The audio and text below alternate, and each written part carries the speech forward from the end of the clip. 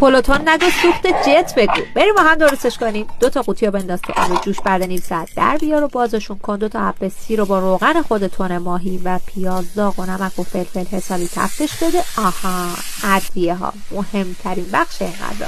ادویه رو تو کپشن می‌نویسم بچه‌ها، با همین ادویه تفتش بدیم. برنجتون هم کته کنین، آب کش نکنین که خاصیتش از بین میره. آب برنج که حسابی کشیده شد بهش شیبید اضافه کردم. تریکم سیر و کنجد و زعفرون زدم. اول برنج، بعد تن ماهی، مجدد برنج. این اول. راز این تریک برشته میدونید چیه؟ سیب زمینی و جوری برش بزن که چاقو از پشتش مشخص باشه. دومی من با برنج زعفرونی درست کردم، شد پلوتون زعفرونی. ترکیب پلوتون سوم بچه‌ها برنج سفید زعفرونی بود و پلو شیبید. این سه مدل رو میتونی برای مهمونیت هم درست کنی. اینجوری میشه. انقدر شیک که همه ازت میپرسن که چی زدی و چه جوری درست کردی. این قالب‌ها رو بچه‌ها روی گاز میتونید بذارید با حرارت ملایم نیم ساعته تریکتون برشته میشه.